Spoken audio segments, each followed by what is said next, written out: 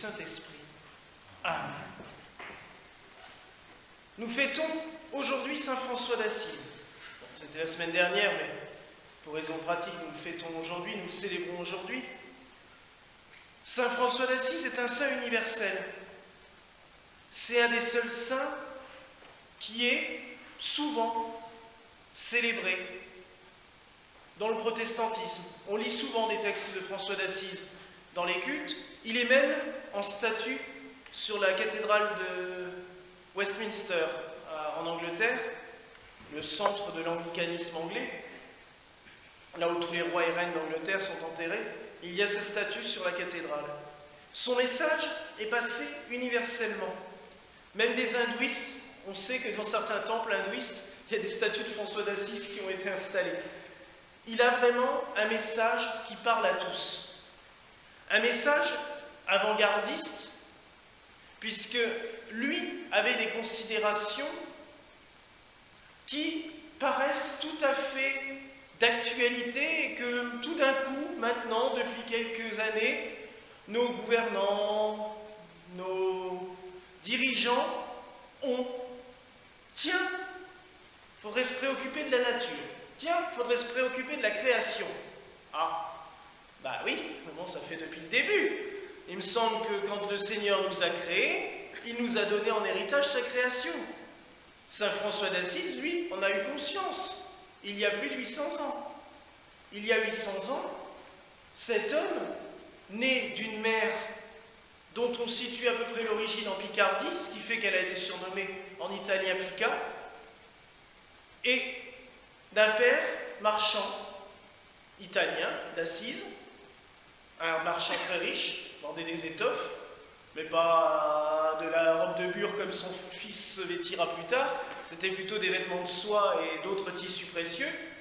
Et Saint François a vécu sa jeunesse dans cette famille très riche, avec l'insouciance de la jeunesse, les combats permanents entre les villes, puisque Assise était en guerre permanente avec la ville de Pérouse et vice-versa, et puis toutes les villes italiennes se faisaient la guerre joyeusement à cette époque-là.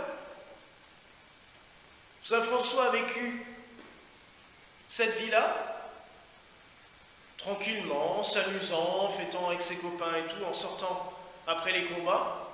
Et un jour, il rentre dans une chapelle en ruine, comme ça, la chapelle de Saint-Damien, et là, il entend une voix qui lui dit « François, répare mon église ».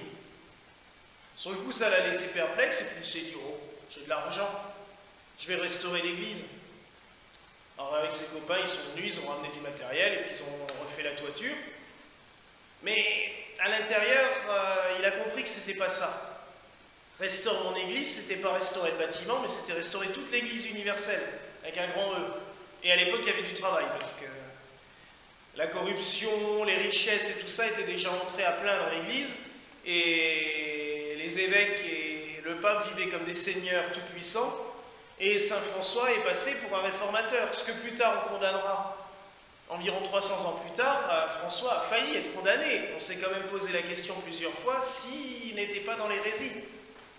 Donc Saint François, le jour des rameaux, entre dans la cathédrale avec ses parents pour la messe des rameaux, et puis tout d'un coup, voilà qu'il s'avance devant l'autel et qu'il se déshabille, et qu'il dit à l'évêque « J'abandonne toutes les richesses de mon père, je me consacre à Dieu ». Bon, même si la nudité était peut-être moins choquante à l'époque que maintenant, pour beaucoup, l'évêque a quand même vite enlevé sa chape pour lui mettre sur les épaules. Son père est sorti de la cathédrale en hurlant et en vociférant, et François est entré au service de l'église. Il s'est habillé d'une robe de bure, qui était en gros un sac de pommes de terre avec des trous pour les manches et un trou pour la tête, c'était à peu près ça. Puis il a commencé à mendier son pain.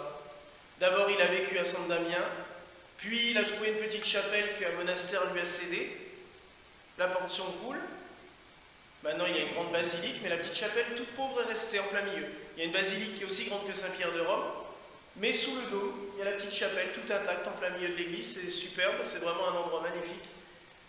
Et on y vit des conversions, ça je peux vous le garantir et je peux vous l'assurer moi-même.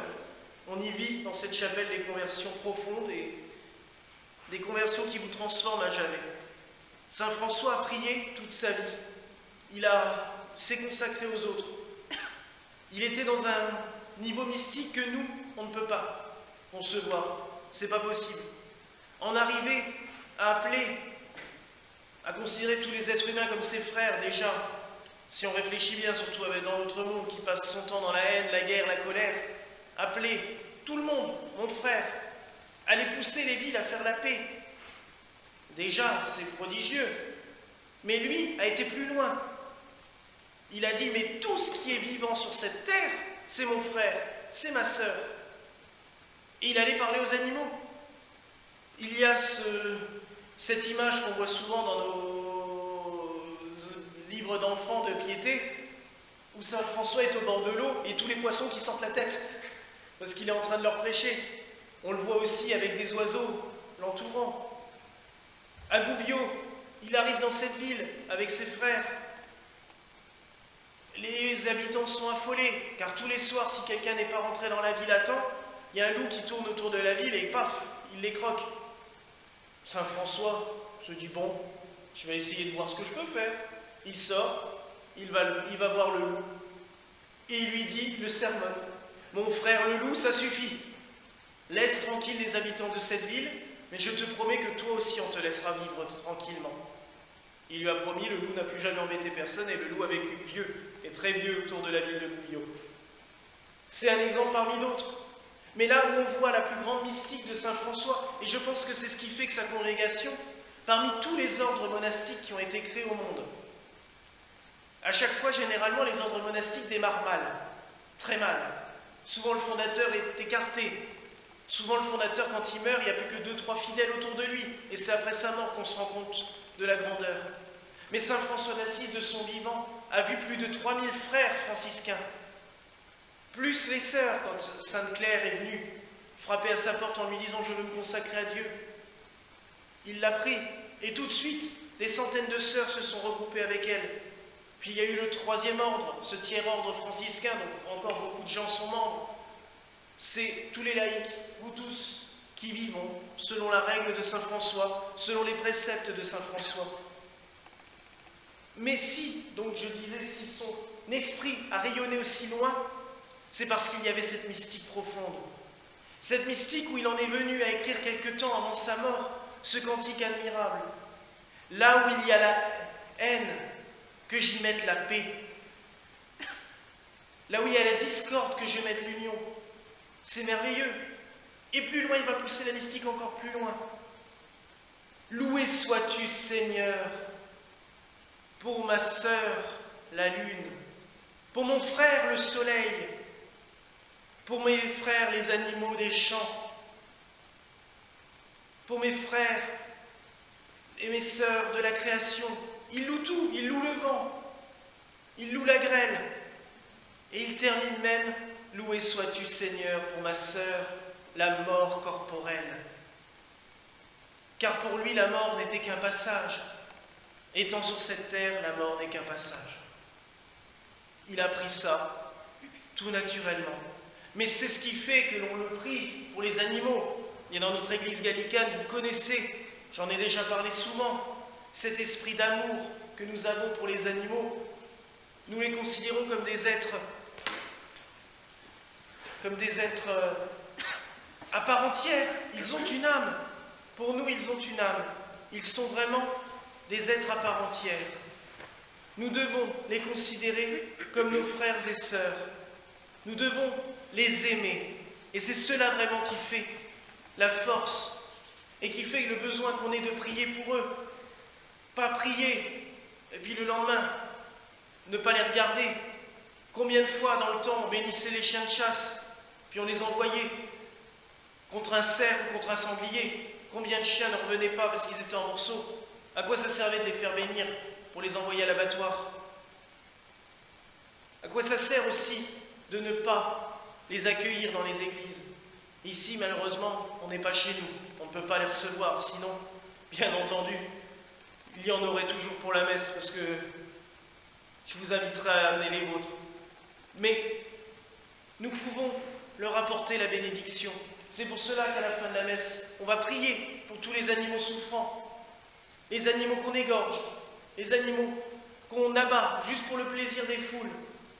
Vous verrez dans la litanie que l'on va prier en l'honneur de Saint François, Tous les animaux sont mentionnés, toutes leurs souffrances sont mentionnées.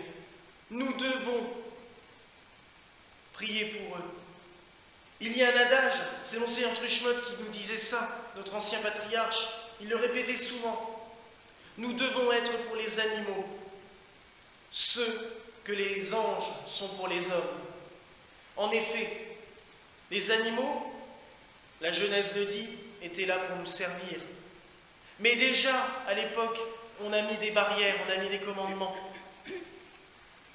Ne pas attacher ensemble deux animaux. C'était aussi pour ceux qui ne pouvaient pas forcément travailler ensemble. Un est plus fort que l'autre, il aurait épuisé l'autre. Si l'animal était conçu pour nous aider, nous avons un devoir de protection envers lui. Nous avons un devoir de soutien, comme les anges nous soutiennent. Nous prions les saints anges, mais les saints anges nous apportent leur aide. Les animaux nous sont confiés. Quand nous avons des animaux domestiques, ils nous sont confiés, ils sont confiés à notre garde. Ils ne sont pas là juste pour nous amuser, pour nous divertir. Ah si, c'est drôle. Ah, t'as vu? Mais non, il faut aussi penser à le sortir, il faut aussi penser à le nourrir. On a besoin des animaux. C'est vrai que souvent ça nous apporte une compagnie que l'être humain n'a pas.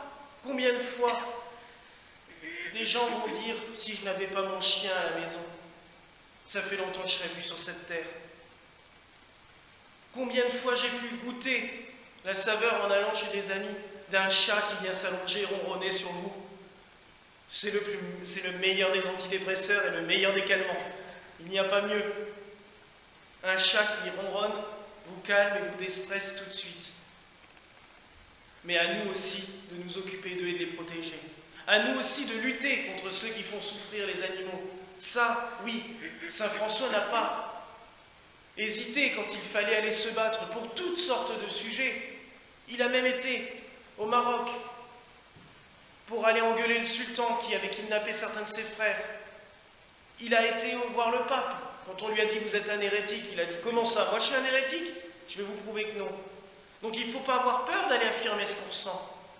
Mais il faut le faire avec sagesse, avec force, mais avec douceur et amour. La force des convictions, mais la douceur des actions. Saint François n'a jamais lancé une pierre contre quelqu'un, mais il a convaincu les gens par sa paix, par son amour, par son exemple. Il était toujours présent parmi eux. Quand il fallait donner l'exemple, il était là. Et s'il a attiré autant de frères et sœurs, c'est vraiment par sa paix, son amour et sa douceur.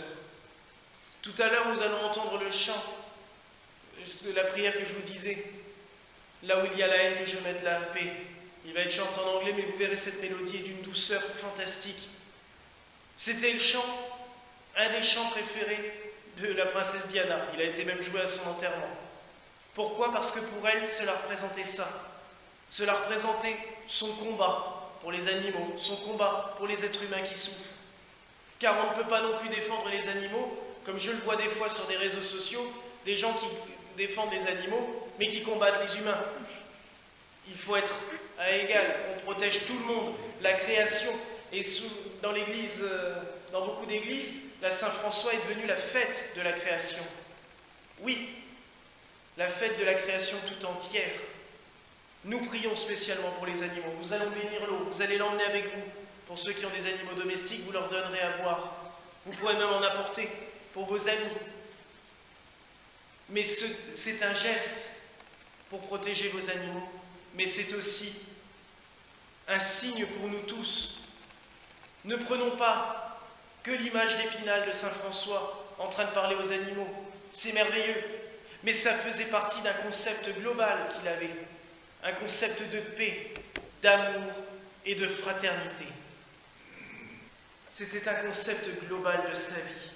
Toute sa vie n'a été consacrée qu'à la paix et à l'amour.